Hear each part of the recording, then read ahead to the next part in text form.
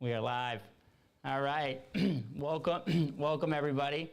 We're at the first Dr. BeeWell Live.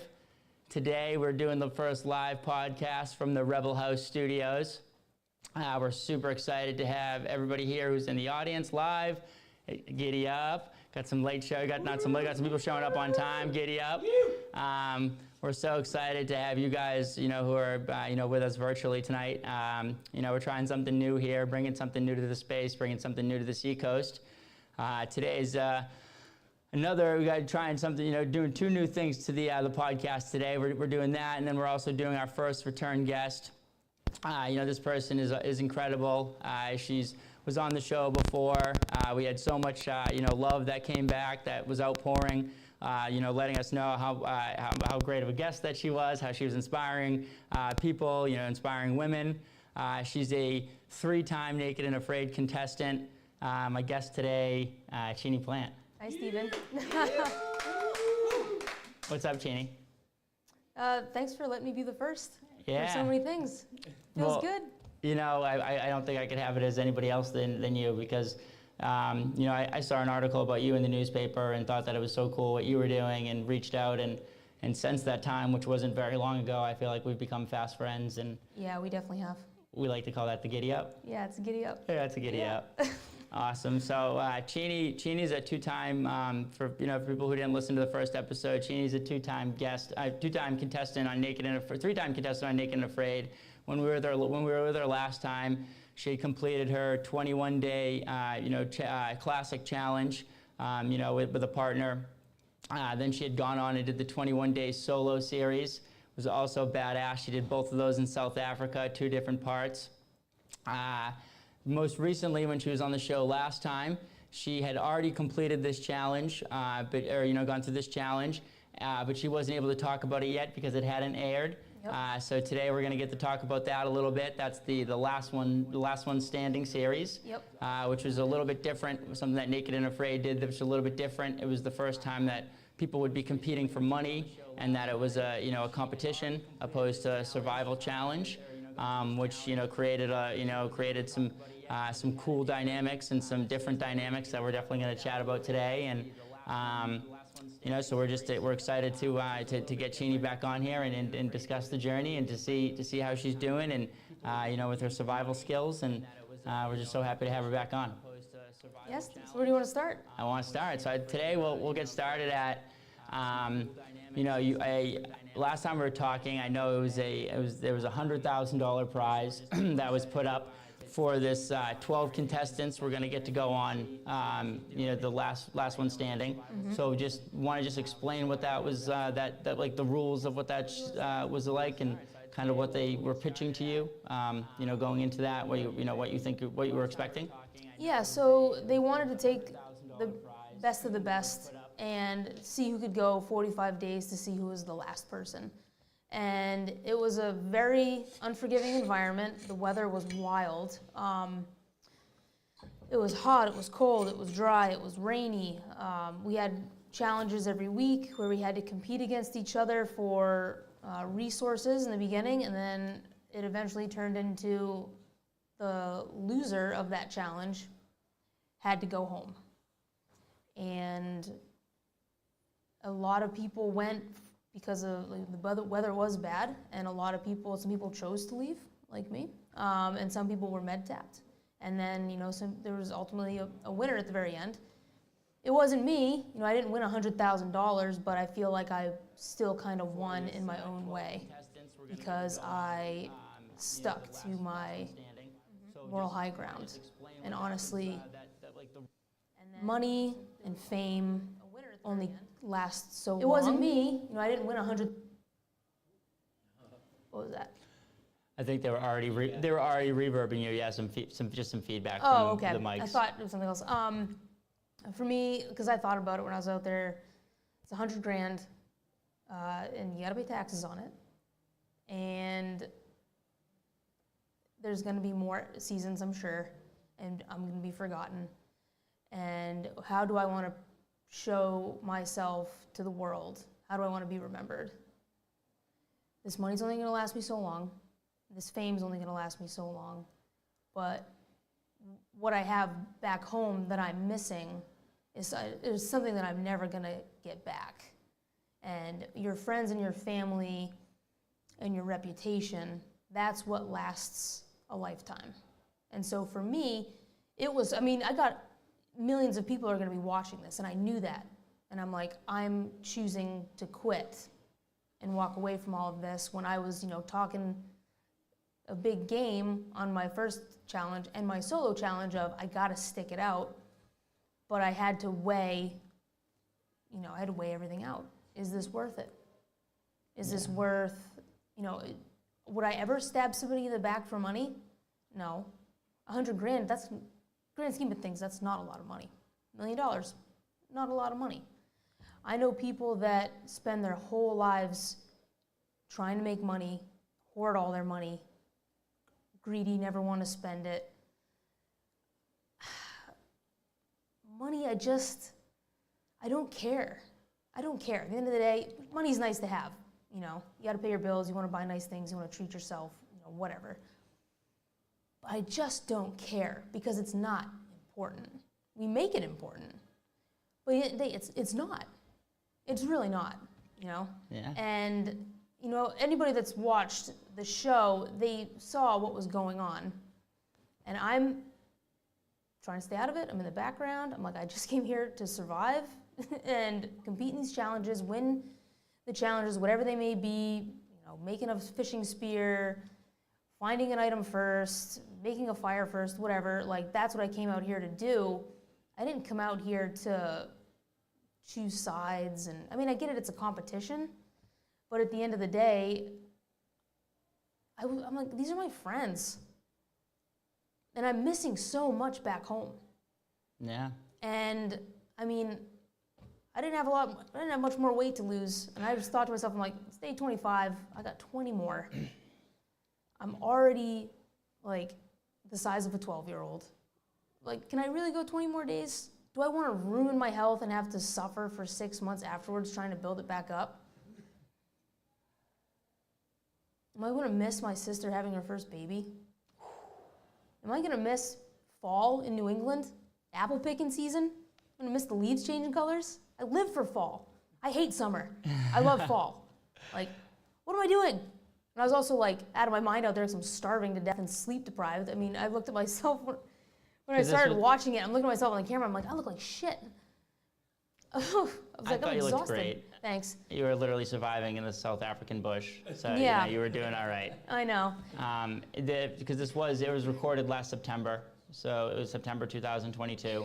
So that's why you wanted to get back, because it was fall then. And I get it, and it was for me to see it because it must have been the hardest. Cheeny's background, the reason that she has all these survival skills, for people who didn't see the first episode, she was in the Air Force. She was the first woman to ever graduate from SEER school. It was the 14th. 14th girl to ever graduate. Yep. Yeah, exactly. 14th girl to ever graduate from SEER school. Since like the 70s. Since so the it's still, 70s. Yeah. And still quite it's still yeah, I'm trying to be humble, but I mean, it's kind of it's a fucking big deal. It's a fucking big deal. Okay, it's a big fucking deal. Okay, literally the 14th, and she was just, so she has the skills, and she went in there, and so for you to have to make that decision, it must have been like very much so weighted on your chest. I wrestled with it. Yeah, I can't, for a few days. I Or mean, did it's it not like kind I of woke come up. on you and okay. Yeah, it's not like that morning I woke up and I was like, I'm done. Like, I mean, I was out there for 25 days. That's a long time to think, and like the weather was awful, and like I'm exhausted, and I'm just watching the group dynamic, and I'm like, this is all going to be on TV, and how is it going to be portrayed? Yeah. Thinking But that must be such a wild dynamic in and of itself, of like knowing that you're on this contest of this show, and this is going to be portrayed to millions of people, and you don't actually have control over the final say of what's being cut. There's hundreds of hours of footage, and people are only getting to see like an hour and a half, times 10. It's not much time. So like the show started, and like it was kind of different, right? The group dynamic you're talking about, just like you got out there, they separated the 12 of you guys into 2 different pairs, paired you guys off, and then they kind of put you guys in a location. You're going to be in those pairs for 21 days, and then you were going to go from 3 different locations, 7 days in each.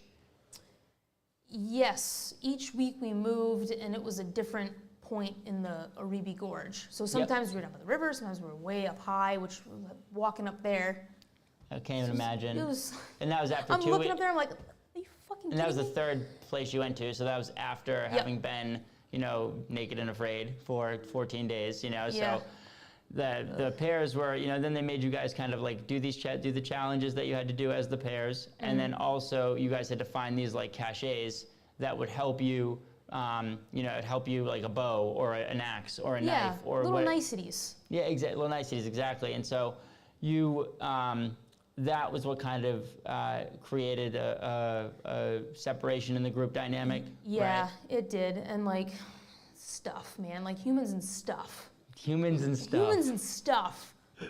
Like, it's so go true. ahead, Jeff, hoard it all. I'm like, you have to carry it from place to place every week. Right. Like, I just did a solo with a pot and a knife and some string. Like, okay, whatever, man. If you want all that shit, go for it. Right. I don't care. Like, it was just comical to me watching it. Like, all I cared about was like, I gotta find that food.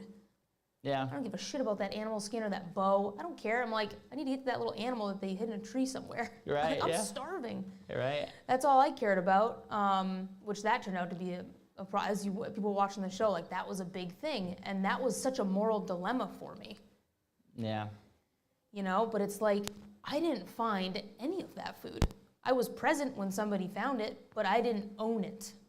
Right. So it's not my food to share. They chose to share with me, and their wishes were, we don't share it with Jeff. So then it's like, well, I don't want to deny somebody food. That's fucked up. Right. But also, I'm going against this person's wishes who's choosing to share with me. If I break that, will they share with me in the future? Because I help somebody that's not going to help me, and I know he's not going to help me. Right. But what's the right thing to do, right? So I wrestled with that. I wrestled with that hard every day. Yeah. And I'm like, what is the right thing to do? Yeah, just knowing you, I don't think that like any of us necessarily know like what the right thing to do, but I do know how much like you must have wrestled with it, just because like that is so incredibly stressful, and because I'm very empathetic and sensitive, and I would have understood both sides of it to a degree, like just and not wanted drama between it. Because Jeff, like he had gotten all the you said the bow and all that stuff at first, and he had hoarded it, and he wanted to trade it with people when everyone else was kind of like, oh hey, if you need the knife, you can trade the knife, right? And if you need the fishing rod, you can use the fishing rod. Like let's kind of like work together and like just see how this kind of goes organically. Yeah. When he was just making it like competition right from the get-go. Right from the get-go, and I'm like, Cell phone? No, it might be the connection to the wire. Oh.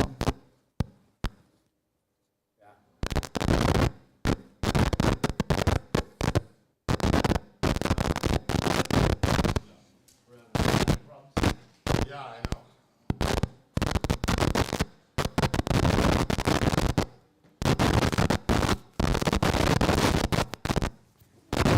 All right. I don't think it's us. I don't think it's. Oh, okay. Oh, is it that mic maybe? 'Cause that was there before. It's just back there somewhere. You guys were talking for a half an hour before. Would you like to move this out of here, or do you think this looks nice? I think it's fine. And I think you can open it again. We are having some minor Alright, technical well, I was difficulties, ladies and gentlemen. We're going to go ahead and reboot the stream real quick. So, everyone just sit tight, okay? All right.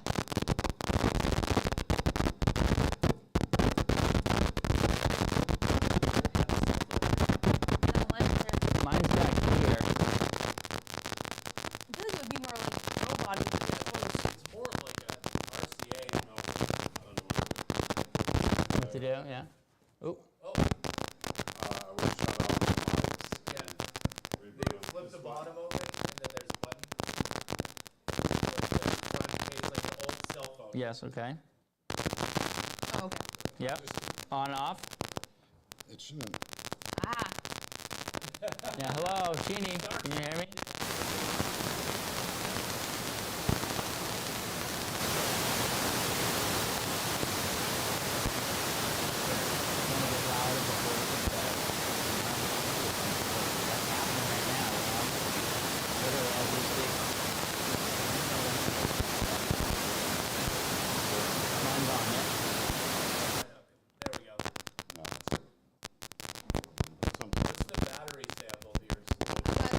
a 3 bar. Mine says low battery on, maybe low bat. Low battery.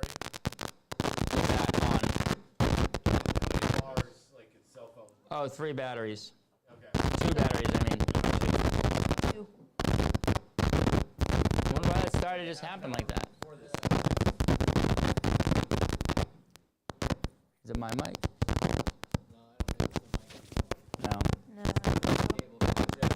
Okay.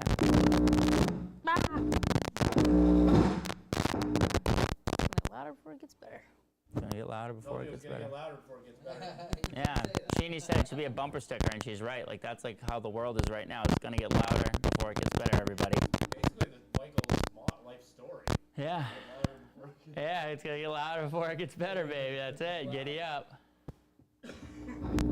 I do like this setup here. I love it. I want a Dr. BeeWell shirt on the bear again. You know, the bear has to be wearing a Dr. BeeWell shirt for sure. Yeah, I'll put my shirt on. No, I don't love the bear. So yeah. Okay, yeah, giddy up. Okay. Yeah, All right, we okay, seem to cool. have cleaned up the Man, audio, we so can if do you it. guys Cool. want to dive back into your Yeah, conversation, we should be good to it's go. easy, and that we can add on. That will just like add to Yeah. this. That will make it, because like other people might be doing this too. So this will. Or that. Yeah, that will make it specific to us, even though other people are going to be doing this too. It's like, Hello, okay, hello. These guys are doing it here, you know. Now we can move the bear, because the bear is a little scary over Cheeny's shoulder. You're right. It'd be It looked bear better aware. without it. Yeah, it's because there's no context for it. Yeah, right. Like, if you're someone who's just looking at it, that's probably all you're really Yeah, you're right. Exactly. What's that bear doing there? Okay, it should be good to go. All right, let's try it. Okay. Okay. Are they on? Are you talking? My mic is on. I don't know if you can hear me. It doesn't sound like you can hear me. How do I know if my mic is on? It's like Not on. it's on, like it has. They're on. Okay. So we're not hearing them amplified though. Yeah, we're not hearing them amplified. I don't know. I'm just repeating to try to hear my voice, and I just heard the nearest thing that I could. I repeated the nearest thing that I heard. We are certainly not hearing them amplified. I guess as long as it's going through the I wish we had some tape or something here too, so we can see the apple. I don't love that. I don't love seeing them. Signal's still getting it from them.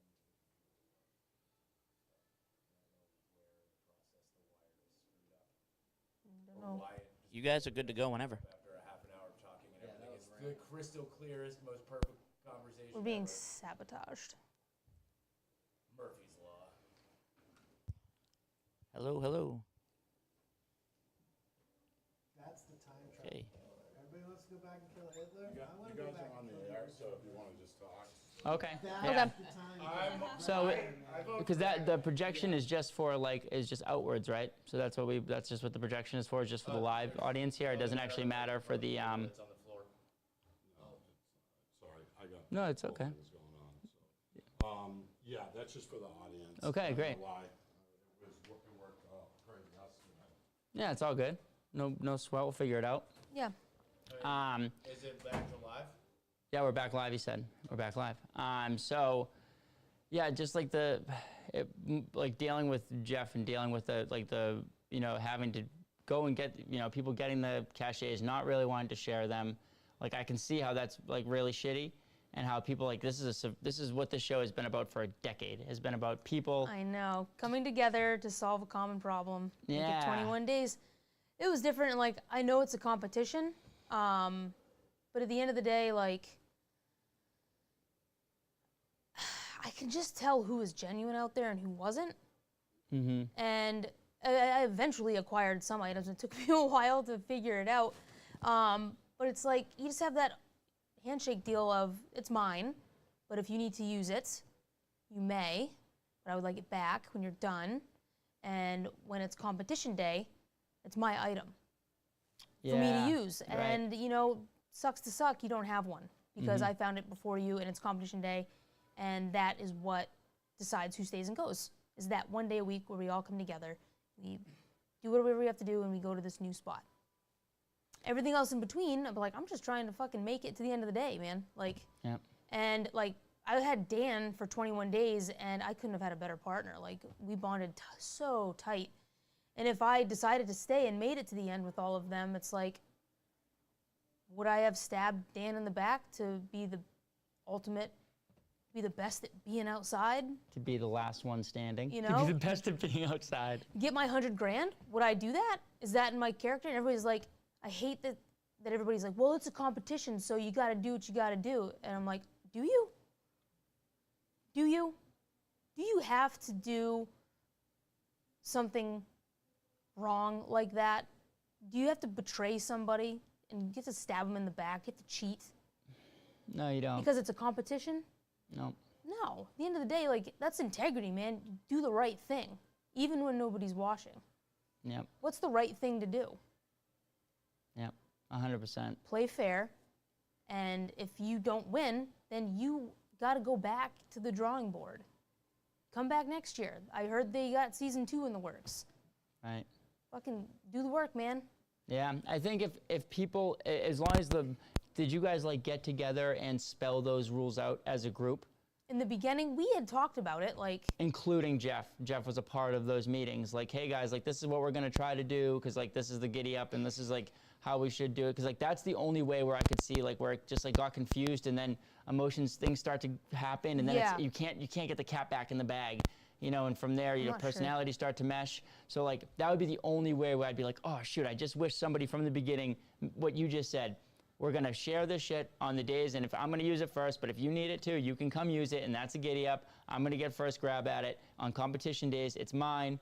And I wonder if like somebody had spelled out those rules specifically, because it didn't make it seem like that on the show. It was kind of happening and like normal. Because I mean, it's the first time you guys had ever done this. Of 10 years, it was way different. yeah, and like we wanted to be civil yet fair, you know, and it's competition day, it's game on. Right. I mean, it was a while ago that it was filmed, and honestly, I've been like trying to brain dump it all, trying to wipe that slate clean, because it's like that was in the past, and like I'm moving on with my life, Yep. and I have things that are way more important to me, Yeah. and I'm honored that I got a chance to be on the show. I'm glad they thought of me. I was the underdog, and Yeah. I was like, wow, it's kind of like you guys think highly of me. You think I could actually go out there and win this thing against people that have, I mean, like Steven and Jeff and Matt, they have like 200-something days. Yeah. I have 67. Right. Yeah. Going into I had it. going they into it, I had- had 42. Right. They had 200 going into it. They had like 205 going into it, something like that. Something and you, ridiculous. Yeah, and like 215, 205, 200, something like that, or whatever. And then you had 42 going into it. So it's 4 times as much. It's a lot of experience, a lot of just like being able to understand the dynamics of people, and like they knew each other better because they've been on Naked and Afraid more, so they yeah, knew. I mean, Dan and Waz were in Peru together, or wherever they filmed the XL that they did. The Amazon. The Amazon, whatever. Yeah, the last XL they did, Yeah. I don't know, 2 years ago. Mm-hmm. They had 60 days together. Right. I mean, imagine I that. had 25 with Dan, and I still talk to him like every week. Yeah, that's awesome. I love Dan. I have Yeah. a picture of us on my wall, like best friends. Like, You guys seemed that way on the show. You seemed like you Oh, were we were really tight. connecting and making that We were- connection and helping each other. And oh yeah, we were like bark on a tree. Like we were just, I loved him, yeah. and mhm. I was gonna do anything to help him. Even Yeah. after we split, I was like, I still love you. Like, wherever you are, I want to find you, Yeah. and Right. I'm still gonna hang out with you. Yeah. You know, because he's my friend. Yeah, and, And- that's just how you were, and that's how you carried on the show, and that's what made it difficult for you to continue to move forward. Yeah. I think that with Dan, like the cool thing too, like, and what I saw from you is like, you and people got to realize that you had just come back from your solo challenge 3 months prior. It wasn't that long. Yeah, I had so a quick turnaround. A quick turnaround. So that means you already have the lowest body fat on the show. Out of the 12 contestants that went on, you I have don't know, the I think least. Dan had me beat. Oh, did he? Okay. We were both pretty trim. We're looking at each other like, God. Like every day we'd wake up and look at each other like, oh my God. Like we gotta find some food. Yeah, right. Giddy Oh up. my gosh. So you too, though, had the lowest body fat, and then you were paired up and stuff, and you had the least amount of days out there from an experience standpoint, and like you still did great. You didn't. You could. I feel like you could have kept going if you didn't have this moral dilemma, and you could have been somebody who was there till the end. Yeah, I was taking it in strides. Yeah, I take it in strides. I think that I did want to ask you like about, because like one day I think on like maybe day 17 you passed out. You fell down. Yeah. You had some type of event. I was and running out of fumes. was that what it was? It was just food. You had no food. I had pretty much just eaten protein. Right. I had because we would find whatever we had that week that was cached in a tree, that jaguar score. Yep. Or leopard score. There's no jaguars in Africa. And we would have enough to like gorge ourselves for like a day or two, Yep. and then it was gone. And then I was eating like plant food. Yeah. And some of your meat's spoiled, right? Some of your first In the giddy beginning- up, it's spoiled a little bit, right? Yeah, we were. What we was had. with that? They were just like crappy pieces. Oh, And really? yeah, they weren't very good. And like we tried to smoke it over the fire, Yep. but I mean it was really like there was a lot of moisture out there. It rained every day, Yeah. and I mean So the moisture got into the meat. the moisture and got then, into the meat. And then I mean even after the smoke had sealed it, like Damn. yeah, Still went so bad. we had a day, and I'm looking at the jerky. I'm like, damn, this is green. Yeah. He still ate it. I was like, you go for it. Yeah. I've been, like, you know how it is when you get, like, the flu and you're puking your guts out? That is awful. I had the flu this winter. Awful. I Yeah, wanted it's to the die. worst. It's the worst. It's the worst feeling in the world. It's It's like, the are you worst feeling. serious? How can this happen? This is not even a human feeling. Like, Yeah. I don't even exist. I need to just And it sucks throw up. when Wait, you're- I want to throw up. It's going to make me feel better to throw up. Like, know, what the but fuck? I'm going to drink a waiting ton to of get water to to make that myself point- throw up. I know, and you're, like, in your bed. You're all, like, cozy. You got ginger ale. I'm out there sleeping in grass Right, with yeah. centipedes biting me. Oh, my I'm Lord. like, no, I don't want to puke my guts out. Yeah, it was a good And I would choice. get sick, and then, no, like, I was like, I'm good, Dan. Like, it's like this much meat. Like, it's not even going to do anything for me anyway. Right. And then So- later on, then you hadn't had meat for a little while. You hadn't had protein for a little while, and that's why you passed out. I just didn't have anything left. Right. And I No- mean, we're no moving fumes. every week, and that third week we went up the side of the canyon. And Right, exactly. That was whole the area elevation, right? was- After day 14, you made the elevation, Yep. 50-minute hike upwards, you Yep. know. And then you just- everything up there you were was, with the clouds. yeah, I mean, everything was uphill both ways. Yeah, Like right. the old days, like going to get water, everything was like, had to go up to get it, then down to get it, then back up, and I'm just like, I didn't even want to go looking for food. All there Right. was to eat up there was like frogs. Right, yeah, a lot of frogs. And I'm like, that's just, I'm good. Although there was a surprise giddy up that's special to this show. Oh yeah. the honey. Yeah, like that I saw when you guys stumbled upon that. I thought that was really cool. So like one of the episodes, they come across, it's actually Cheeny and Dan of their team. They came across a big thing of African honeybees, and so like African honeybees are they're not like They're not like your Italian. yeah, they're not like your Italian honeybees like that your are from Italian here, honeybees. stateside. These things, they're more vicious. Their venom is more powerful. It's gonna hurt like way more, and they'll chase you for longer. They'll track you for a little bit longer. They're just more like aggressive. So I was like, when you guys came up to it, and I didn't know, like, I don't know a ton of the history of Naked and Afraid. I've only started watching again because of you, and so so I was like, oh, they're not, I wonder what they're gonna do here. This is, they have the tools. I was thinking to me, like, they have the tools to get that honey. They have the tools. They do. I wonder if somebody on the team, somebody in their greater, team, extended team, will have the ability to do it. And we did. And you fucking did. We had Gary. Shout out to Gary. He's crazy. I love Gary to death. I really do. Like, and we bonded, and I wish they showed that more. But I like Gary. He's a wild man. I had respect for him. I was just like, dude, you're crazy, man. I got a lot of respect for you. And he didn't even think twice about it. He's like, oh yeah, we got that. Let's smoke him out. And Fucking full He's send. in there with an axe. And to me, that's my mindset of the African honeybees. Like, I don't know. Like, I don't need to be medevaced or, the verge of death from all this bee venom. Again, I'm good. Risk versus reward. And they were ballsy enough to go in and get it. And I owe them greatly for getting that and bringing it in and sharing it with mostly all of us. And it was, nothing short of a miracle. Like, I think back to all the little things that happened when I was on Naked and Afraid, like my solo. You saw I walked in every direction looking for food, and the only place that there was just happened to be that area by my camp. That's where all the catfish got Yep. stuck in that whatever rainstorm washed them down, because there was a huge rainstorm that flooded that area and washed everything down, and that's why those catfish were stuck in those pools. Yep. I'm like, well, you saw the catfish, like that was a miracle. Yeah, right. I was like, I don't have to do it. Like, the hardest part of Naked and Afraid is people it's the anorexic Olympics. Yeah, right. For 3 weeks, you just like kind of just starve your way through it. Yeah, that's and literally I what had it so is. much food, I didn't know what to do with it. Yeah. I was lucky. I was like, I can't believe this is like the spot that I chose in this whole area that I'm allowed, because they don't tell me where to go. They give me like a big area and they're like, wherever you want to go. And I just happened to pick, I was like, oh, this tree looks nice.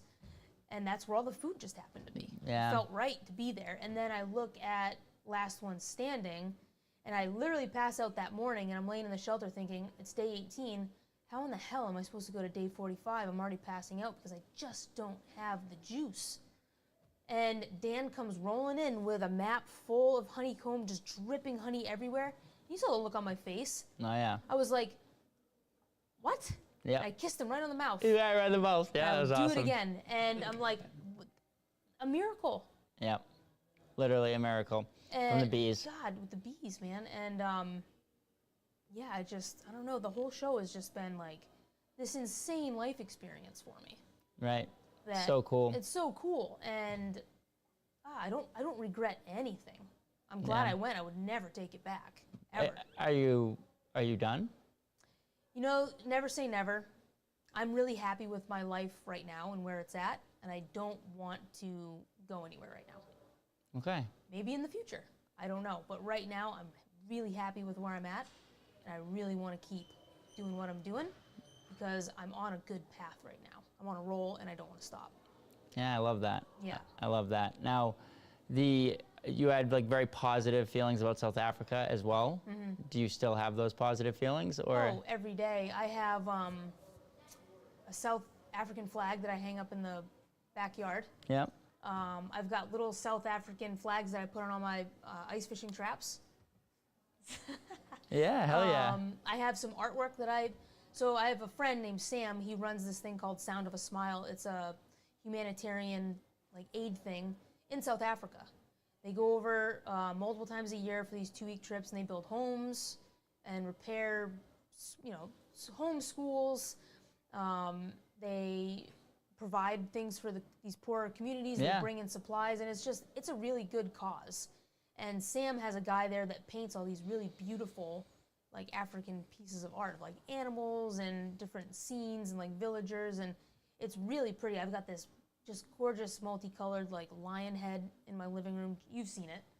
It's gorgeous, and I also have a big like super colorful water buffalo. And I mean, the pieces cost a couple $100 each, but all of the money goes to help support Sound of a Smile. So that's why I'm like, I just pick a couple that I like and I invest in it because I know that my money is going to help. Sound of a Smile. Sound of a Smile. The people of South Africa because I met like a lot of the locals and stuff. Because like, the show is there, but they need people there in the background to help Yeah. run things. Who do you think's driving the truck, and who do you think is, there's a lot that goes on in the background. And I got to meet a lot of the locals. They're the nicest people. They're awesome. And I want to work with Sound of a Smile, and I want to go over there, and I want to do humanitarian work with them. But it sells out fast. So they have a couple in 2024, and I got to talk to Sam and sign up for one of them because I want to go over there because it feels like my second home. And that's why I went back. Like, I didn't care about winning $100,000 or being the best at being outside. I love South Africa, and I wanted to go back. Yeah. I wanted to go back. Took it as a wicked, like a really cool opportunity to like continue down this path that you were on. Mm-hmm. You liked the survival, you did the survival stuff for so long in the Air Force, and you were crushing it, and you kind of just was, kind of just natural because you were doing it anyways. And then you said, oh, this is an opportunity. I'm gonna go for this. We're really successful in the first 2 ones that you did. Took this opportunity, which was, kind of, given to you, but you were the rookie, you were the underdog, you were the one with only 42 days experience. And I just see you as like, you ran with it, and like, I kept like waiting for you to kind of like, not waiting for you, but just everyone else was kind of saying their piece about Jeff and saying how they felt, and like you kept it as, neutral as possible, I thought. And like, I thought like, I was just like, damn, like, because when you came into my studio the first time, it was so commendable because I was like, damn, like, this is amazing. Like, this person has such integrity. She's doing everything for the right reason. And it's just, I want to be her friend more. I want to be around her more. And for you to do, for you to carry that in, even in the face of like, other people, like a lot of times we get caught in groupthink. Like Yeah. It's what the world is doing right now, I think, is a lot of times we get caught in, we can't make our own decisions, and it makes things a lot harder. And like, I think there's a place where you can agree with people, you can also disagree with some people, and you can find that space and give grace to everybody. And I feel like you out of everyone in the show, pretty much accomplished that. I tried. Thanks. Like, I'm always interested to see like what other people's opinions of it were, or what their opinions are of it, because like obviously, I lived it. I have my own, version of how I look at it, and then I mean everybody has their own perspective.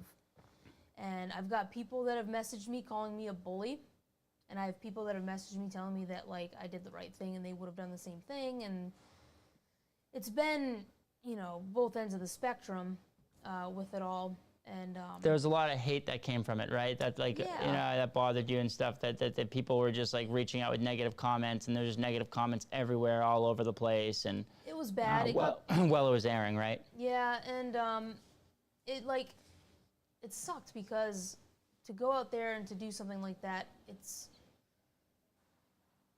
I don't want to call it like a spiritual thing, but like you're out in nature and just like it's raw. I mean, you're naked. You got nothing, and you got to figure it out. And you're fasting. It's the closest to being like a real human. Like, I hate saying the word ancestral because I feel like that gets tossed around a lot, but to feel like your human roots, to go back to that, and for it to be so transformational, and for you to really see what you're made of out there, and then to have people belittle it. But at the end of the day, it's like, who is this person saying this to me in such a negative way? Like, why are they so hateful? Yeah, they're just hurt people. And some of them, I think, are bots, because I would look on their web or their profiles, and it's like they don't have a picture. They have a couple of friends, not really any other posts, and it's like this profile was just created somewhere. I don't know. Like, it's not worth my energy to even bother.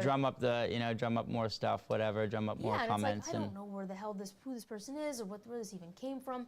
But like, that's human nature, is to pay more attention to the negative, because back in the day, thousands of years ago, what was bad would kill us. So that's why we remembered that more. All right. So we could avoid dying. And we live in a world now where that's not really a thing. And I've had some of the nicest people reach out to me and say some really heartfelt things about how I've inspired them or motivated them. I have this woman, she sends me a message like every other week with a screenshot of whatever route she ran. And she's like, you motivated me to start exercising more. And she's like, now I run to the store if I ever need anything. And she gives me updates. She's like, now I'm running 2.2 miles at a time instead of a mile and a half. Like, I have impacted people. And I need to remember that. I don't need to worry about that loser that just felt like he needed to go out of his way to say something mean to me, because he honestly hurt people. He hates himself. He's not happy with where he's at, and that's why he feels the need to lash out. And I need to take that anger that I felt from everybody, because that, like, everything started airing, I think, in like May, and it went through until July, and like I was like episode 6 or 7 is when I quit, and then I was like, finally, people start leaving me alone. And I had all this like just resentment inside of me, because one, people were giving me shit, and then I was seeing all these negative comments about Waz, Matt, Dan, people that I got to meet out there on a real level that are genuine men, real men. And I'm looking at all these hateful, just ignorant comments. People wishing for them, like hope you die, like nasty, nasty things. I'm like, over a TV show? Yeah. What? So that hurt me, because I'm watching people hurt my friends. And I took all of that and I was just like bottled it up like this, just this angry ball that I was carrying. And I like shut off from the world around me. You know, like when you're upset, you like, some people, like, you close yourself off and you go in, and you go in a bad way. And that's what I was doing. And I would have like these little angry outbursts, and I wasn't controlling it in a good way. And now I've learned to flip it. I'm reframing it. I'm taking that anger and that resentment and these negative thoughts that I have towards these people, that at the end of the day, I'm like, well, I don't know them either. So who am I to judge them like they're judging me? And I'm flipping it, and I'm turning it into compassion. I'm changing my behavior. I can feel my emotion all day. Yeah, I'm going to be angry, but how am I going to handle my anger? I need to reframe it, and I need to do it in a way that's going to be positive for me and for those around me. And it took like all of this to help me get to this point in my life. So the show, which I thought was a red light, is now a green light. It's helping me change my life in a better way. Yeah. And I'm doing, like, I was really, like, not happy the last couple of months with how everything was going on, but I was letting that be. And I'm like, well, I'm losing now. I need to win again. I need to change, I need to turn this shit around because this isn't serving me. Yeah. And every day, I'm putting in the work and I'm changing it. I got a little reminder. I keep it on my mirror, I keep it on my dash in my car, and I just wrote 2 little words, reframe it. I love So it. anytime I feel, and you're allowed to feel negative emotions, we're human, that's what we do. It's how you react. And I've been working on this for a couple of weeks now, and you have to be consistent, but it's a habit, and you can change your habits so you can make new ones. And eventually, I'm gonna be able to look at any situation and handle it in a much healthier way than what I was doing before. Yeah. And, I'm not mad anymore. Like, I'm good. What happened, happened. It was a great experience overall, and I got to remember the good comments that came out of it. And, just use all the negative ones to just, I don't know, power yourself up, I guess. Yeah, power yourself up. But I think you said it on your first, you said it, and this is a saying that helped me so much and like becoming who I am, becoming myself, and helping me be put in a place where I can maybe share this stuff with others, is remembering that, like, you're not your first thought. Nobody is ever their first thought. So, like, you don't have to react on that. You can have your first thought, and it can be a crazy, fucked up thought that is jealous and angry or mad or whatever, but you don't have to act on that. And you're not that thought. That's just emotion. That's a real thing. Mm-hmm. The way you can heal is to, like you're saying, is to realize that, give it space, and then figure out, okay, I don't actually need to feel that way. I can feel differently. Mm-hmm. The more and more you do that, the more you'll naturally start to feel better. And I had, me and you, like I said, we had started to become friends, and I had, reached out to you a little bit while this was going on, and we were talking, and I could sense, like, how upsetting it was for you to be going through this, and to, and I was just like, this just sucks so bad, because I love Cheeny. She's such a nice, awesome person, and and I kept just thinking, okay, I just want to spend some time with her. We'll get her back on the show, giddy up. And then, we talked the other day. We're continuously talking, and we were talking, and you just told me, you said you're starting to reframe it, and we share a love for a book by Dr. Nicole LaPera, and it's called How to Do the Work. She's the tag is the holistic psychologist. I'm sure that a lot of the listeners and stuff know her. Yep. If you don't, it's been life-changing. Yeah. Because you're the second person to recommend her to me in the last, 2 weeks. Yeah. She's a special person, and she's doing special work, and she really is. Yeah, teaching us that we are actually the ones capable of doing it, and that, like, all those other people, like, that are in our lives that are, that they're just need to do work too, and they need to go through it, and we need to be able to give them the space and the time and the compassion to do that too. We need to reframe it and figure out how to, let them go through it too, and help them if we can. Yeah. Point them in the right direction. Maybe hand them a copy of that book, or tell them to go running. Follow her on Instagram, listen to her podcast. Yep. I listen to her podcast. Every other day, I pick a new episode. Yep.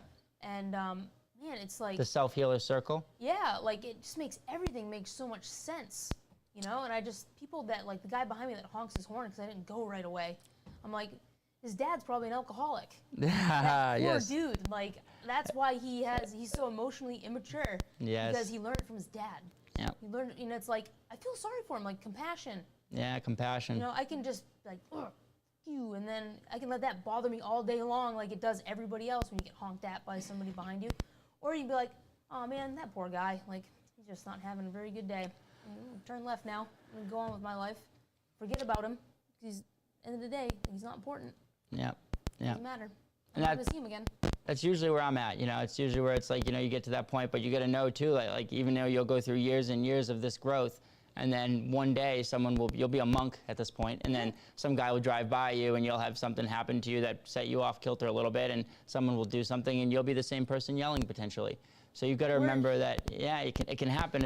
You've got to just always keep growing and always know that you got to be vigilant with this stuff. It's not something that you'll it's not a thing that you work on and have to stop working on. It's a continual process, and it can Yeah. continuously get better and better to a point where you never do that. You never do that.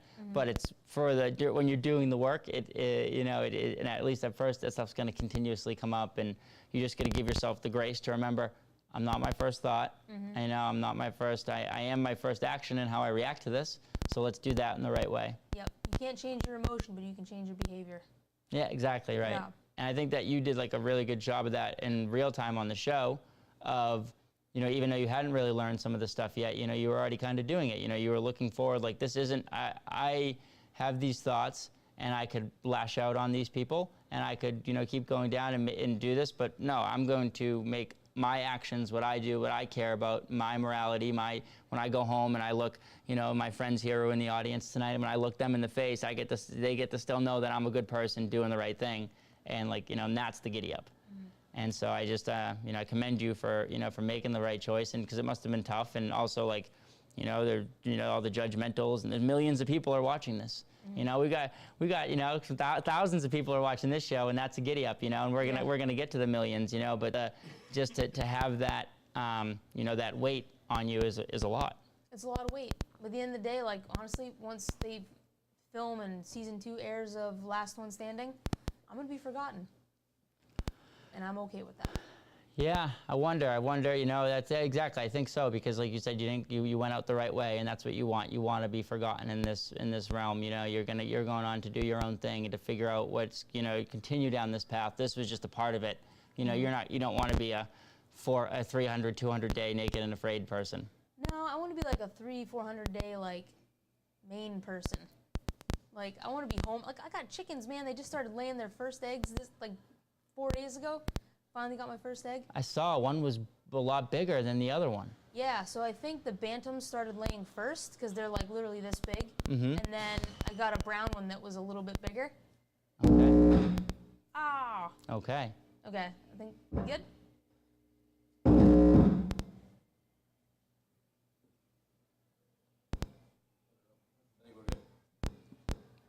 Wonder what that is. Oh, now we're back on. Cool. All right. So the bantam egg was small. Yeah, they're like the size of grapes. And then Yeah. I got one that was a little, about that big.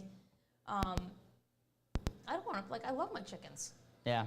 It'd be hard to go away from them for 21 days. You want to spend time with them. Yeah, I love waking up in my bed. I love making my coffee and sitting out on the back deck, watching the sunrise.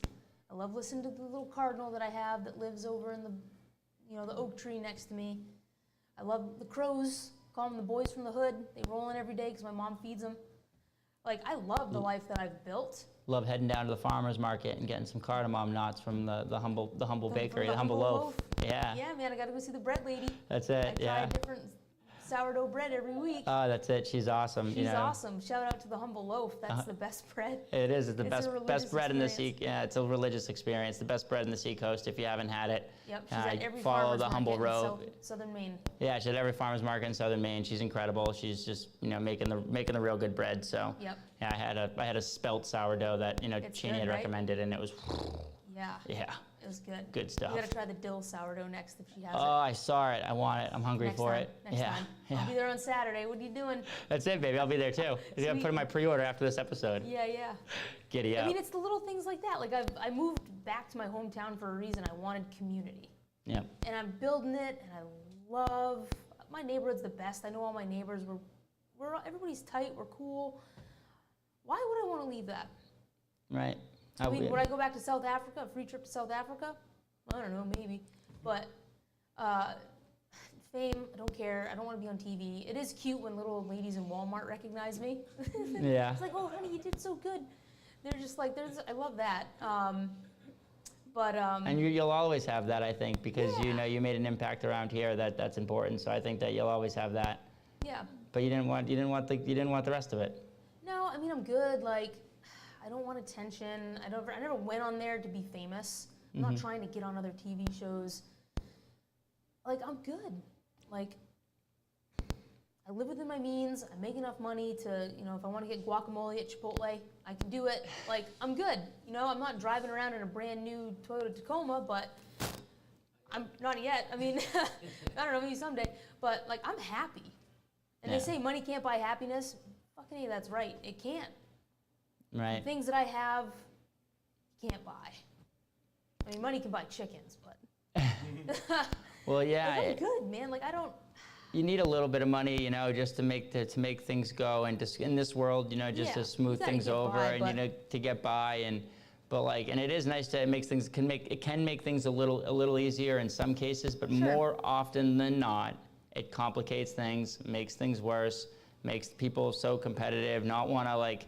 It's just so weird. I've always had such a weird relationship with it too, you know, because I just see it, and it's something. The reason that I want money, the reason that I'll make money is that so I can just help more people, you know, and that's what I have to do it that way, you know, because Yeah. right now I think there's other ways to do it, but the way that I have to do it and to the scale that I want to do it, I have to make money, you know, and so I'll do that, you know, but along the way, I hope to prove to people as I have wealth and build wealth, but also at the same time share every bit of that wealth, you know, in a positive way with people, and build community and build lasting institutions and lasting things that are going to impact the future generations of this world. Like that's what I'm going to do, and that's the giddy up, and that's the extent to what money is good for. But other than that, like why hold it? Why hoard it? Why do that? Why make things harder on people? Why create new laws so that you can make things harder on people and hoard your money even further? Like that's not for me. Like, make it fair, make it a true capitalistic society where things work out, and if you have a good product and it sells, then you can make money and you can do well and further that in the community, then giddy up. Yeah. But the manipulation and all the bullshit, the human nature, you know, a lot of that gets in the way of it, and no thanks. Yeah, I mean, I'm good. They say more money, more problems. Yeah. It's true. You know, that's why I spend it all the time. I'm like, See ya. Exactly. I don't need it. See ya. yeah, and Giddy it's up. like, I don't know, like, you just see people that have a lot of money. They're the worst tippers. Oh yeah. They're cheap. You know, some people that got a shit ton of money, they're cheap as hell. Yeah. Wonder how they got that much money, right? It's like Because obvious. they don't share it. And yeah, people that don't, like, I got friends, like, they're living paycheck to paycheck. They're the most generous people. Yeah. Because, I mean, it's true. You're not taking But the it most with you. important thing, their time. Yeah. The most valuable asset That's that we your all most have. valuable resource is your time. Yep. And that's, yeah, it's your People time. like that are willing to always, share it freely and, and just give it to you, and true real people. And I love that. Somebody you can call and say, hey man, I need this. I need some help, and they show up, and it's a giddy up. Like that's true meaning and true, like, somebody who can, it's nice when somebody, you need some bucks and somebody can loan you some money. That's great too, I suppose. Yeah. And that's great. But more often than not, that always comes with contingencies that are negative, that are, Yeah, that it make does. people hold over your head and make you feel a certain way and all this. So like, I think, the example of what you're talking about here, I think it's so important that we're getting to have this conversation, because, people on the show might see it as just like, oh, this is cool drama. Like, this is a cool thing that they're doing. Survivor. It's like Survivor now. It's like, man, Survivor, those people are like getting food all the time and like getting, sleeping in comfortable places and just like having fun. And they're not saying that the show wasn't hard, probably was sometimes. Yeah. But like, it's not this show. And it's not like, adding this competitive element to it, and then, the rawest form, and then filming it and putting people out there, and like, you handled it with grace. So I just, I'm thankful that you did. I tried. That's it. You tried. I tried. At the time, I thought it was my best. And there are times where I'm like, I probably could have done that a little bit better, but I can't change the past. Yeah, I'm so glad you're letting go of the anger from it, because like, you just don't need to deal It's with just any of that. And yeah, it's like dragging a weight around. yeah. It's just making me tired. Yeah, making you tired. You don't need to worry about it. Who cares Yeah. if some people think this? Like, we had a great person on the show. Danielle Muir, who literally was on Boston radio for 16 years. Had so much of that like response of people coming back to her and saying certain things. And she says that she would get 1,000 positive comments, 100 positive comments, and then the one person who says something negative, yeah, it sticks, and you want to reply, and like. It's like, we don't need to be that way, It's like, we can keep changing and evolving. Like you said, we're programmed that way because of, 1,000 years of the negative. But if we keep being a compassionate society, then we're going to see real change. If we keep showing up for each other, keep letting each other know that hey, this is the way through. Letting it know, like, when, oh, this happened, you thought this, but we went through it together and we saw the outcome together. Let's change together, and let's not go back to that old, pessimistic, way of thinking that separates us and keeps us unconnected. Yeah. And I'm telling you, like, once you start changing, like, I feel so much better at the end of the day. Like, even after every little decision that I make. Like, go to Trader Joe's to get something. That's the most annoying place on the planet, is Trader Joe's.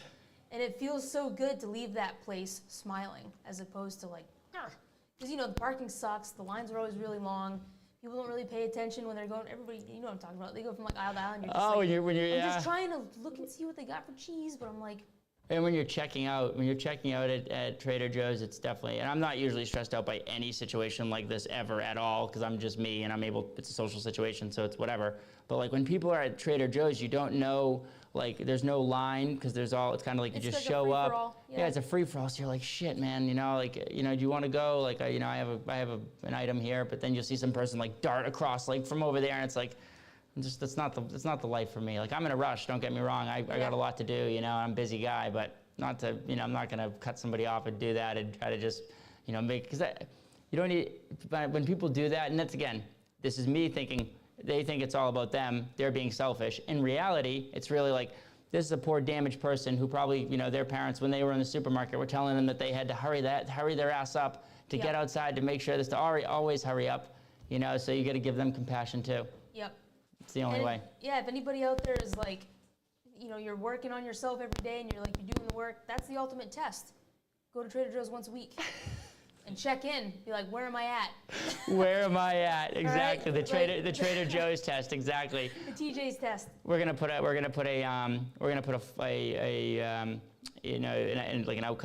outcome sheet at the end, a scale on the website, on the Instagram, like for people rating their Trader Joe's trips. Yeah. How angry did you get this time? Yeah. And the smiley faces have the smiley changes changing 1 to 10. I should know the actual name. I can't, a grading scale. They have names for these things, but I should know them because of my background as a pharmacist. But it's slipping my mind right now. Yeah, I wouldn't know either. And normally we might be in the room where Jacob could get me the answer quick, but we're in the live room right now, so you guys know what I'm talking about. The smiley face, the smiley face scale. Oh yeah, We're the gonna one do in the it for Trader doctor's office, Joe's. the pain scale. The pain scale, exactly. They Yeah. have like names for these things, but I'm just gonna call it a scale for now. That's fine. Yeah. That's fine. Yeah. So the next step, because like Naked and Afraid, we're gonna take a break from that for a while. No TV. You're just gonna be doing the main thing, which I think is so cool. Yeah. Do you look to like? Are you gonna? I think like the survival thing is people are getting into that a lot more, and I think that.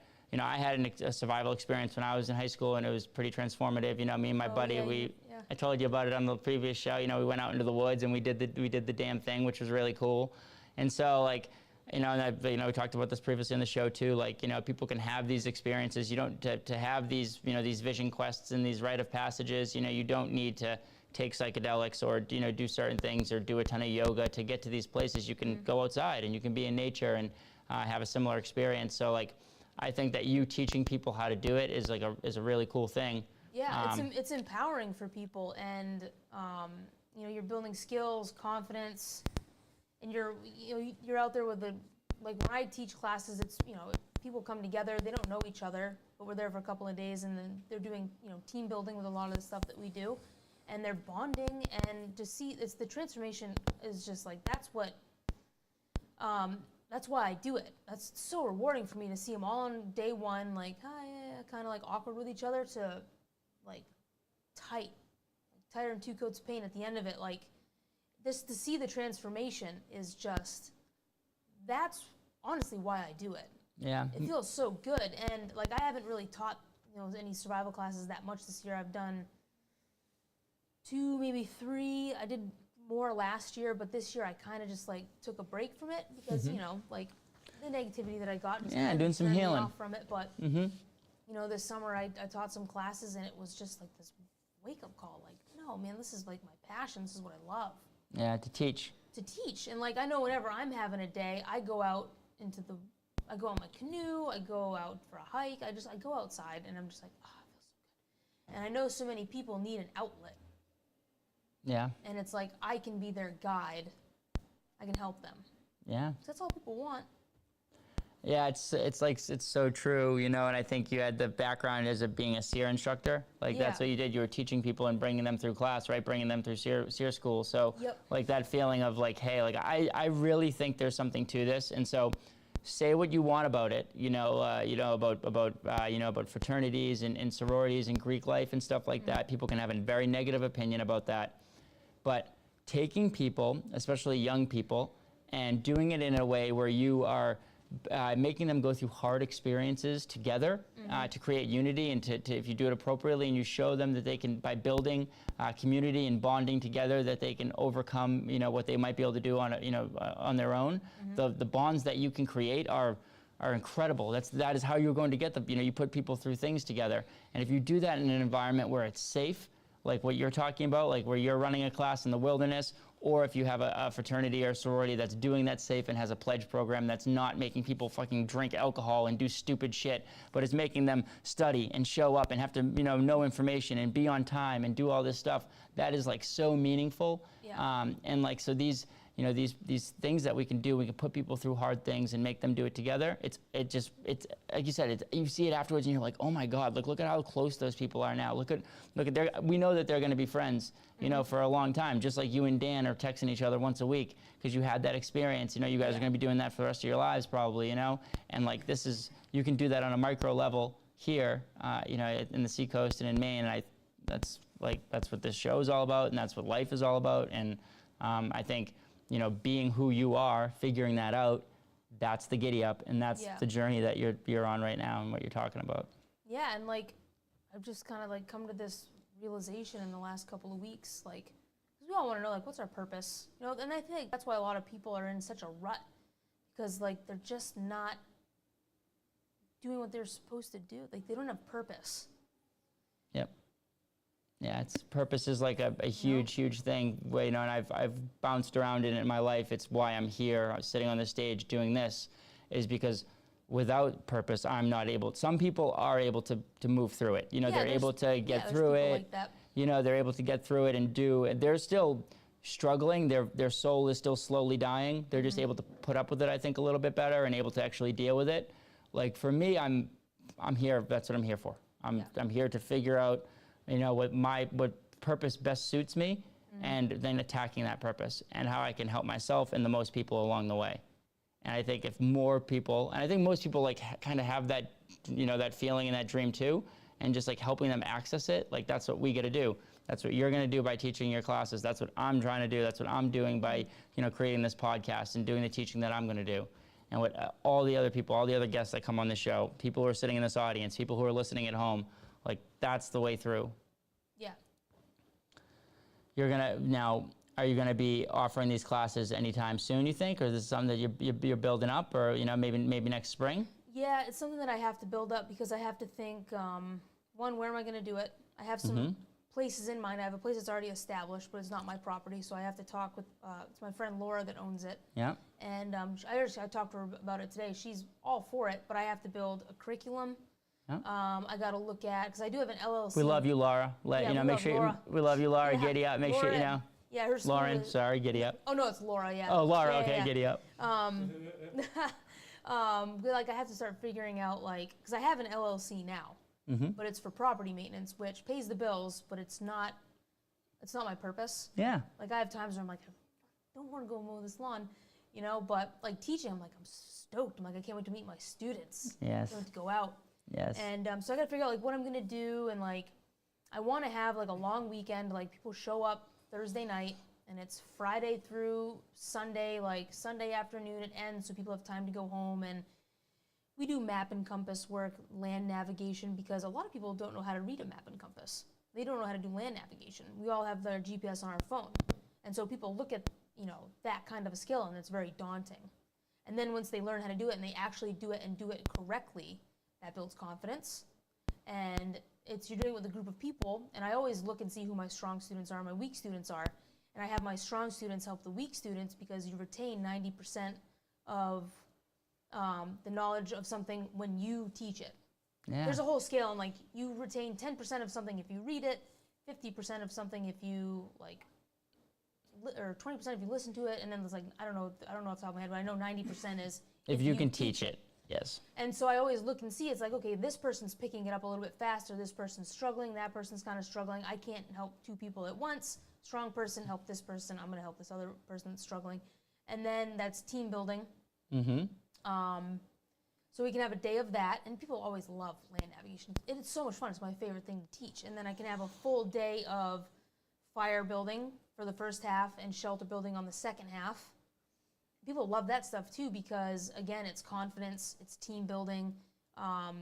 We do a lot of knot tying during the shelter class, and that's another good team building thing as well. And that's like, people have the most fun when I'm teaching them knots. That's the most like rapport building thing for the group. And then, you know, the third day can be, depending on the location, a nice hike, because it's good to get out and get exercise, and, you know, getting to the top of something and looking out at the vastness of the wilderness is like so humbling. Mm-hmm. Or we can go out on the canoes because people are afraid of water. Yeah. And then there's more confidence in team building, right? Yep. So if I can, just a 3-day thing, I can do it 1 weekend a month, 2 weekends a month, depending on like my, you know, it's all about like, you know, time and resources and how many people sign up and stuff like that. But that's like kind of my vision. And, you know, obviously it's going to be, you know, co-ed, but there's going to be weekends where it's women only, weekends where it'd be really cool to get like teenage girls, because they're going through it right now. Yes. Oh my God, I'm happy I grew up when I did. Mm-hmm. I mean, I kind of had a cell phone, but like, it was free after 9 o'clock, and you had to, every text was 25 cents. Yeah. So you weren't like on that thing. $500 a month. Yeah, like my phone had lights on it. It So would hard to keep light up under the when it $500 a rang. month. I'd always go over. I know. So like, I barely used that thing. Talk about some angry outbursts, you know, from the Yeah. old man. Woof. And like, I didn't have social media growing up. I barely had technology, and so I can't even imagine what kids these days are going through. And like, I see it when I go to the store. Yeah. You know? Yeah, me too. You know, And we got to be there for them. We got to show them a different way. Yeah, and like, as much as like, I don't know, I have a love-hate relationship with other people's children. Because it's like, you know, they're not mine, and, you know, they can be kind of like, they can misbehave and be kind of annoying. You know, everybody's been to the grocery store. Yeah. You just, kids. Yeah. But they're the future. Right. And so I have to remember that, because I'm like, I have worked with kids before with some of the classes that I teach, and I do enjoy working with children. And I think you're gonna find out that you're gonna love doing it, and that it's gonna be like a huge lesson for you, and you're gonna learn so much from them just as much as you're teaching them. You know, like the kids and the young adults. And I think like you going towards that is like so important. Yeah. Because like you said, there's just the young ladies out there, the young men out there, like, yeah, I can't imagine what it would be like to, you know, I see my nieces and nephews, and I see my young cousins and stuff, and I saw quite, you know, a couple of them this past weekend, and I just see them, and I just want to like hold them, tell them I love them, tell them they got this. And to be honest, some of them seem like they're still doing okay, Yeah. you know, but it does seem like it's just, you know, it's harder. It's just harder to, you know, everybody, you know, the focus on appearance like is so much more. And oh my God, it kills me just because I have my nieces, like, they're in high school, and I worry, like, they're doing fine, but it's like you worry about them when they, you know, as they grow older, because you're like, I know what I went through. yeah, High school sucked. We went to the same high school, you know. I mean, all of school sucked for me, but sucked because people because negative, like just because you didn't want to be in Yeah, it was- school, or because the well, people school was boring sometimes. for me. I didn't like But people also made it hard for you. Yeah, like, there's always, you know, they're the kids that pick on you. Yeah. You know, and like, that was just motivation for me. Like, one, it made me want to get out of where I lived, like, just leave the town Yep. that I grew up in, which really is what put me on this path. So I can be mad at the people that bullied me when I was younger, or I can have compassion. Yeah, give them some grace. Give them some grace, Right. right? Thanks for the giddy up. And yeah, I'm like, I'm in a much better position than a lot of people that were mean to me growing up. Yeah. You know, and like, I've got some friends that have kids that are in, you know, going into grade school, junior high, whatever, and like, they're having a hard time with bullies. And I just tell them, like, those kids that are being mean to you, like, they're gonna peak in high school, and you're gonna go far. Right. So don't worry about it. Like, take it in strides, ignore them. Like, just give Hey, them compassion, feel bad Give for them them. compassion. Feel bad. Kids bully and act out. They want attention because they're probably not getting it from home. Mm-hmm. You know, so, and like, when you're, you know, 13 years old, you're not thinking that way towards bullies. But I mean, kids, they don't have somebody to really talk to about it, to explain it to them like that. It kind of sucks. You got to wait till you're an adult and you got to read a book about it. Right, yeah, it does That suck, you explains know? it to you, Right. you know, but But maybe that's our job. Maybe that's I saw a stat the other day that like millennial dads are spending 3 times as much time with their children, their sons, as their fathers did. oh, And like that nice. It's really nice, you know, and that's like, it's probably just happening because it's, you know, natural progression. It is like, I think it is happening because the, you know, the millennial generation, my generation saw that like that was something that was necessary. Our dads went out and fucking made it, you know, tried to make money and earn. That's what it was, you know, Yep. earn as much as you can to make a better life for your kid. And, you know, we've learned like that's not necessarily the way, you know, earn as much as you can to give them a better life, but also at the same time spend time with them, show them how to Yes. grow, show them what's right. And that's going to be the more time we spend with our kids, the more time that we spend with other people's kids. You know, it takes a village. And so like I'm trying to build up the whole community because I'm having kids in this world. And so I know that it's not going to just depend on me. You know, at some point you send your kid out of the house, you know, 4 or 5 years old, and they come home and they teach you something that you didn't teach them. Fuck, you know, that means Yeah. it's on, you know, It's that on means now, it's on. yeah. Exactly. So, you know, you want people who are teaching your kids to be at least be, you know, it doesn't have to be always agreeing with you and not teaching the same thing as what you're teaching, but at least, you know, trying to teach them and worrying about their best interests and worrying about the outcomes that, you know, that they have, you know, for life. That's what it's going to be. You know, you're so formed by your childhood. These are your formative years. It always comes back to that. Like when you're healing from it, like you said, I wish I read that book when I was a child or in high school, because we have all this formative stuff. And it's like, you know, me as a kid, when I was growing up, I saw a lot of it. I saw it on both sides. I was like, you know, considered, you know, popular or whatever, you know, but I always had so much empathy for the kids who were popular, who were, you know, necessarily like bullies who were popular, and then the kids who were, you know, maybe not, you know, weren't, you know, were just like regular people who might have been getting bullied. And I always was able to connect with all of them and try to have compassion and grace with all of them from like a very young age. And I think that's why I'm doing this now, like what I'm doing.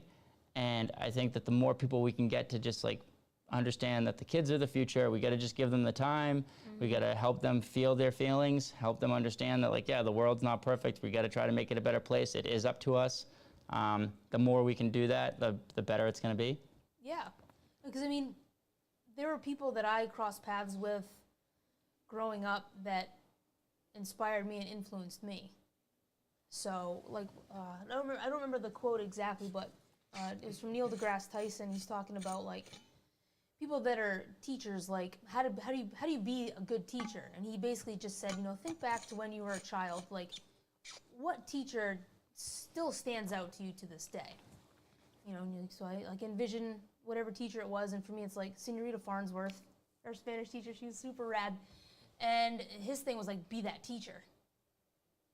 And so every time doesn't matter what I'm instructing or whatever, if I have a moment where I can give a piece of advice or share some knowledge, like I'm in my mind, I'm like, I have to be that teacher. Yeah. You know, like I went for a hike yesterday, and there was a part where the trail crossed the road, and there was a family there, and there was this woman with her 3 daughters, and her youngest one was like struggling to get up over the rocks, and she saw me with my backpack on, and she was like, "Is hiking hard?" And I was like, "Well, sometimes it is."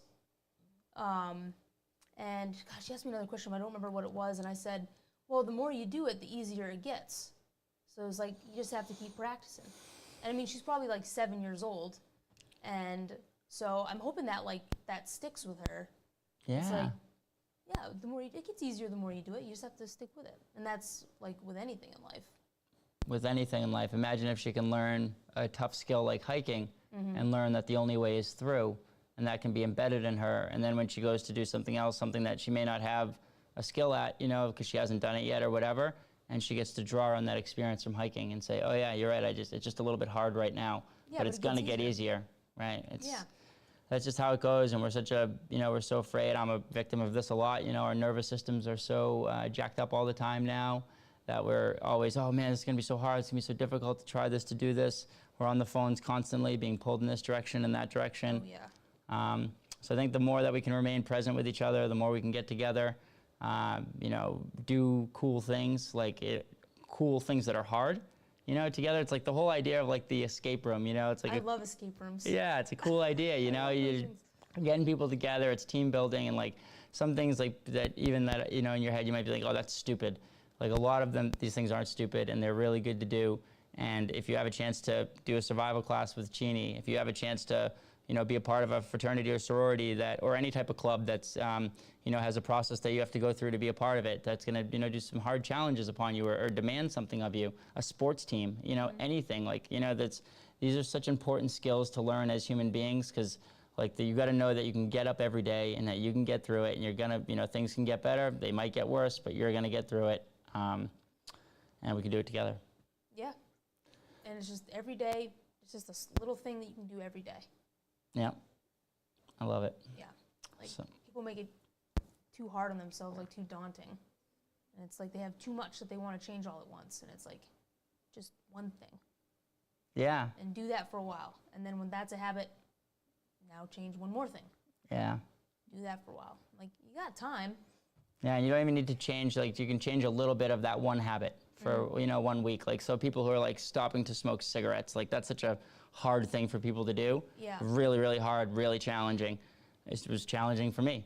And the way that, the way you do it is you just let people know, hey man, guess what? You this week try to smoke 10 cigarettes opposed to the 20 you were smoking, or 15, or 18, whatever. Just try to go down a little bit and be proud of that. Also give yourself a pat on the back when you did it and say, okay, giddy up, we did it. We did good this week.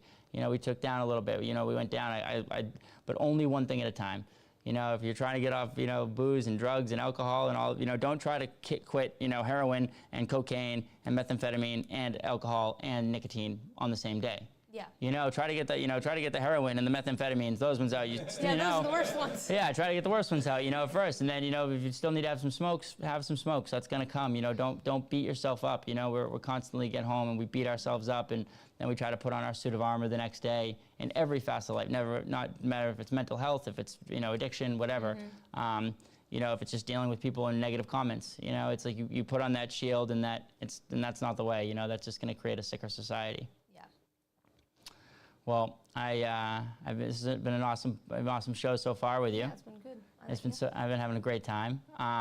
I was curious if anybody in the audience, anyone with us tonight, had any questions for either Cheeny or I, about the show. All right, this gentleman here in the front.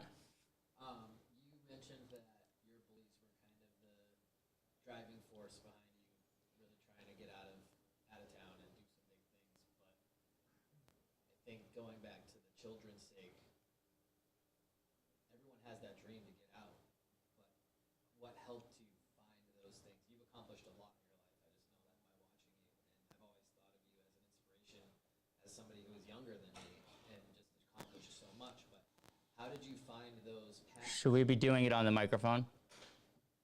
Sorry to interrupt you, sir. No, that's fine. I don't know, it's still. No, I know.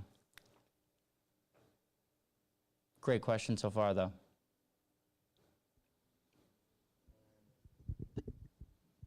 Hello. Nice. There we go. I think it's good. Yeah. Giddy up. So, following up with your, with the bullies of your life helping you find the motivation to get out, how did you carve the path? How did you find all of the different things in your life that you've accomplished? Like you were one of the youngest pilots to fly a plane out of Sanford. How did you find that opportunity? Like, were there people helping you find those things? Was it like just an idea that you had and you asked questions? I'm just curious how you came up with all of these things that you've done in your life, and how did you get them to come to fruition? Honestly, I read a lot of books growing up. That's what started it for me, is just reading adventure stories, like real ones, and then some that were fictional. And because it tells the story of the character and how they overcame certain things. And then there were some movies that I watched on TV, they romanticize certain things. And but it was mostly from reading books and taking a little bit from each character. And then, I joined the military out of high school. I, for some reason, always wanted to be in the military. And when I got out there and I left my little toxic town and I went into the real world, and it was just me taking care of myself, and I was meeting people from all over the world and making new friends, then I was taking little things from them that I liked. And that's why I think it's important to share what I know, get on platforms like this and to talk to people, because I can be, like I had that one of those characters in my life that had a little thing that I took from them that helped me get to where I am today. And then now I can be the person that somebody can take a little thing from me and they can use that to change their thing. Because, I mean, going back to the nice people that have reached out to me, they tell me what they've been doing to improve their lives since they've, watched me go through what I've gone through. And it's inspiring. Like, I had a woman shoot me a message, like the night before she had this big race. I don't remember how long it was. If it was a marathon or something, it was really long. Like, I would never run it. It was long. And she's like, I'm really nervous for my thing tomorrow. And she's like, but I put on your episode and watched it a second time because I needed that motivation. I was like, geez, man. I was like, you don't really realize the impact you have on people. Like, for me, I'm like, I love Africa. I'm going out there to go to Africa. And I'm just making the best of my crappy situation when I'm out there. And I'm just trying to handle it in strides and, talk and do and try to explain to people watching, like, what I'm doing, thinking, feeling. And I'm not, in the moment, I'm like, I'm not doing this to motivate anybody. I'm trying to motivate myself here. And, like, you have such an impact on people. And I want to have an impact on people, too. Because I can change somebody's life. And, I've had people reach out to me, people I haven't talked to in years, and they give me an update on, like, what they're doing. They're like, yeah, I saw your post about blah, blah, blah. And then I started doing this, and then here's what I've done. And, like, that was, like, 8 years ago that I did that. And I was like, wow. You don't realize the impact you have on people. Yeah. And, like, I just want to be the character in one of my books that people can take something from, Yeah, I love it. And now, like, when because I didn't actually know that story, you were the youngest pilot to fly out of Sanford. I didn't know that either. I'm pretty sure that's what it was. You were like 15. Yeah, I started flying when I was like 15, 16. So now, who supported that decision when you said, I want to fly a plane? You went to mom and dad, you went to your mom and dad, and you said, hey, I want to fly a plane, and they said yes, or how, how did that, because... I don't know if I even asked permission. Okay. I think I just went to the airport. Like, I know I had my license because I had a truck and I drove it there. So I think I was 16. Okay, yeah. I probably had to have parents' consent, actually, because I was under 18. It was, I don't know, it was a long time ago, but yeah, I would work all week at the depot. We'll have to find that newspaper. Yeah, well, I think I have it in the basement hanging up next to my, because when you do your first solo, they, like, cut the back of your shirt. Oh, cool. Because the Wright Flyer, like, something, I don't remember the story exactly, but, like, the planes used to be made out of fabric, and there was a rip, and they cut a piece of their shirt and stitched it on there to, like, fix it. So, like, that's like a rite of passage when you do your solo. Yeah. They cut the back, like, the tail of your shirt off. Cool. You write the tail number of your plane, and I have it still. It's hanging Cool. up. Yeah, I would love in the for you to Yeah, send I'll us a take picture of it and share it with It's at them. my dad's house. I gotta go grab it. But yeah, I'd work all week, and I would take that money, and I'd put some gas in my truck, and I would drive to the other end of town. I'd go fly around for a couple of hours. It was so much fun. I was 16. I did my solo. I was written off, and they're like, you can technically take the plane out whenever you want. You can only fly this far outside of the airport. So I'd go and fly around my house. I'm like, all right, just look for the plane doing circles around the house. Go fly over the beach, go back and land. It was fun. I wanted to be a pilot, and then it just, Yeah. I was like, that's what I did. I used to be so much more fun and adventurous in high school, and then, like, something about being an adult just, like, squashes your hopes and dreams. And you just, it's true. Guys, we're listening to the person who literally has spent 65 days, naked in South Africa. Like, I think you're adventuring still. Maybe.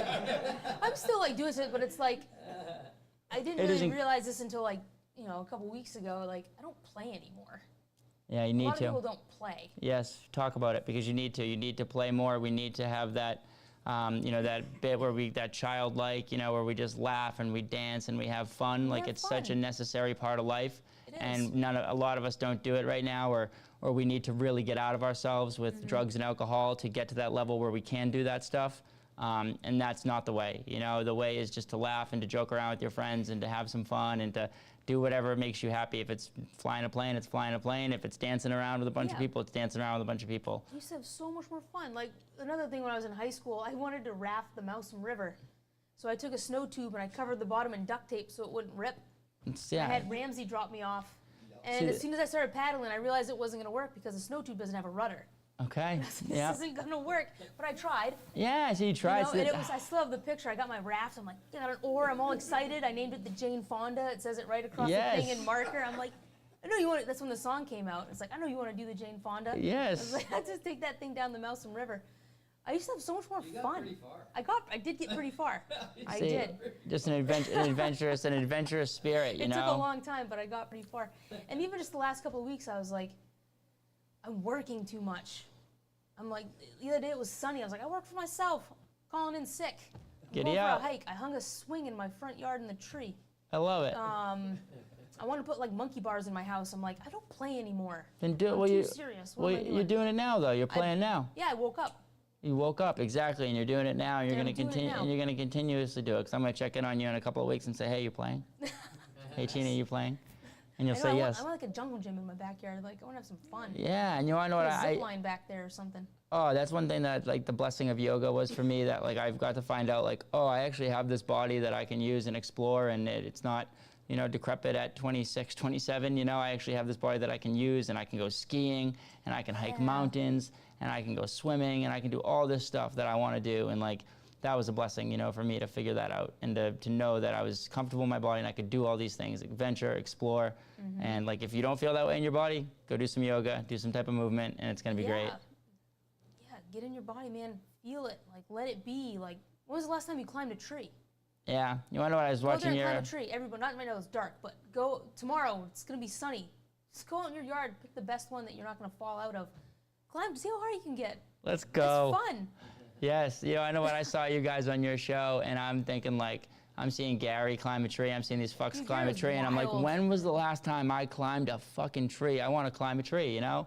And I thought that in my head, and like just doing that when you're kids, and like, it's just so fun, you know, building forts and doing that type of thing. Just like go have fun, you know, go find a, you know, a young kid or a, you know, a YMCA group to do some fun Yeah, things like with, you the know, big like. Little thing. Is there still a big Yeah, little program? I think so, exactly. a And little. if there's not, there's 1,000 iterations of it. So go find the one that's in your town and do it, and or go hang out with your cousin, go hang out with your nephew, go Yeah. hang out with someone in your family, and like do something kid-like, or hang out with a bunch of adults and do something kid-like, because that's a fun thing too. Yeah, it is. You know, you need to find that inner child. That's like such a big part of it. You know, I think that Naked and Afraid is a good show at helping people get to like the raw bit of their inner child and their inner survival, you know, instincts and all that.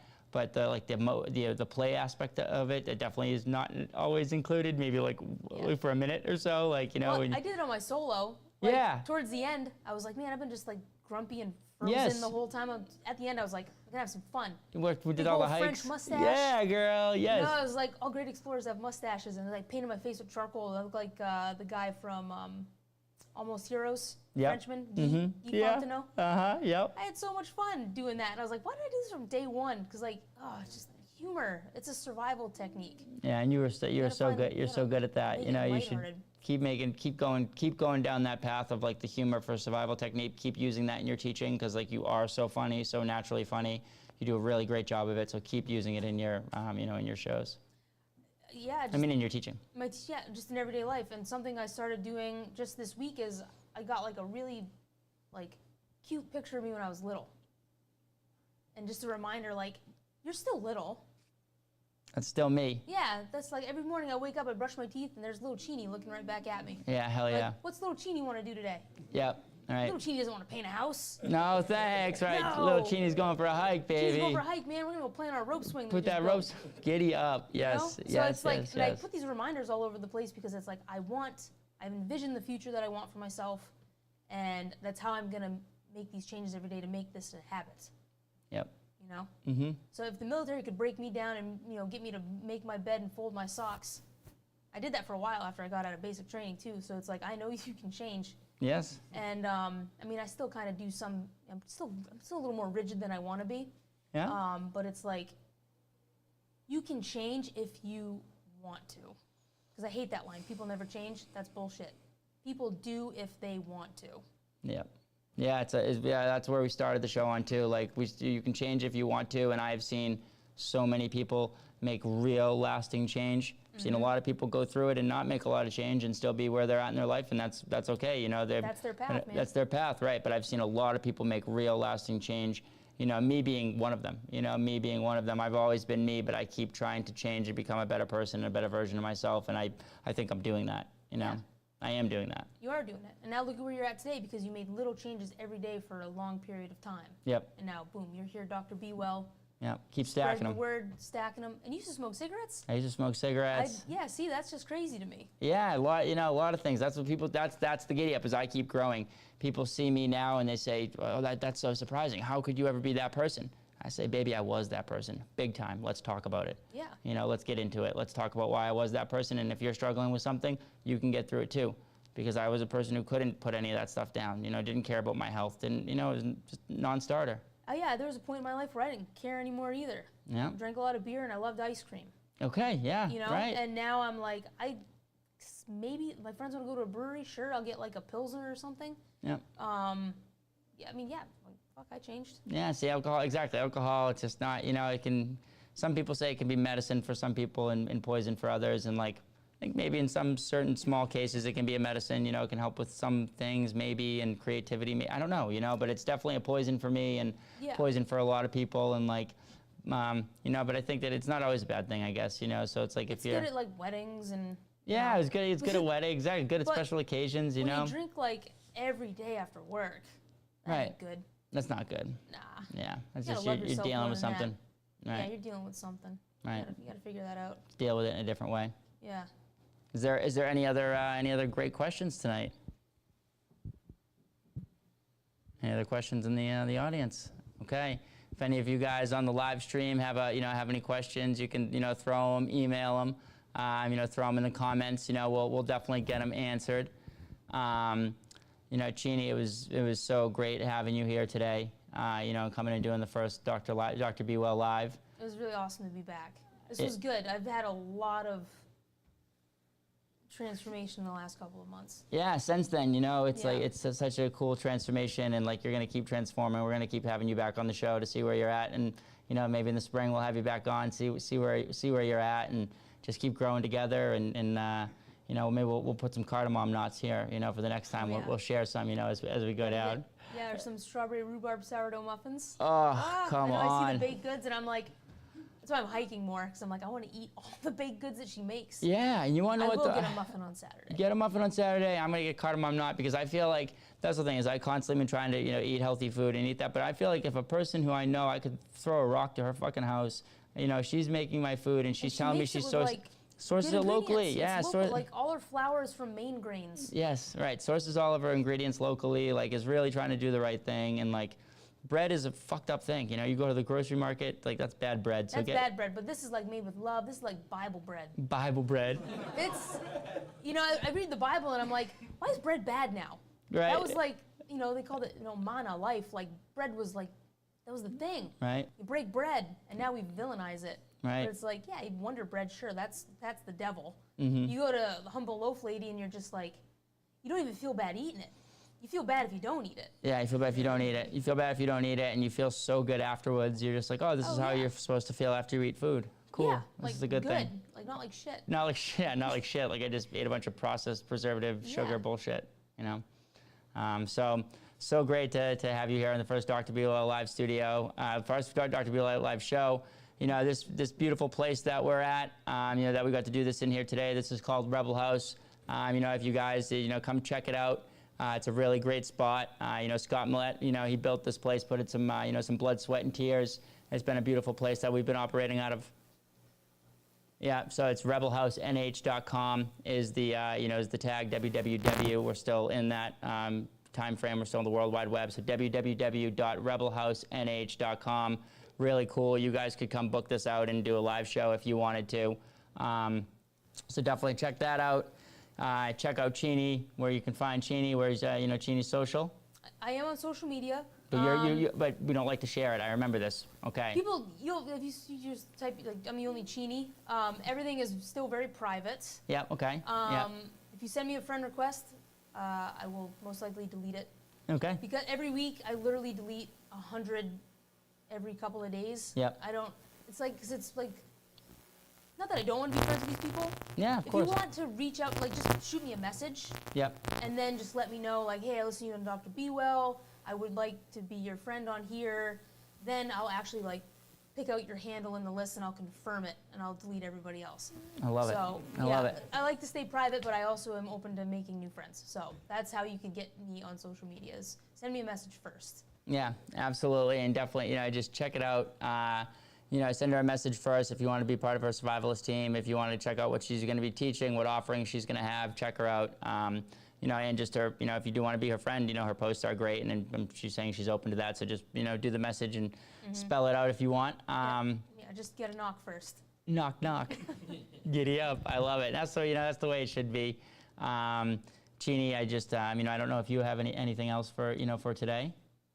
No, I think I said what I needed to say. Okay, awesome. Yeah. I think so. I think we have some, got some closure on it, which is so great, and I just can't wait to see the, the next steps in your journey and to see what, what you're going to bring to the community that we're both a part of. And, I said it doesn't have to, it might not be broadcast over the, across the, the national TV in front of millions of people, but like the difference that you're going to be making is incredible. And I'm super happy to call you my friend. Super happy to have you on the show. Thank you for being with us today. It's a giddy up. Thank you guys all for being with us for the first Dr. BeeWell live show, the audience, the members virtually.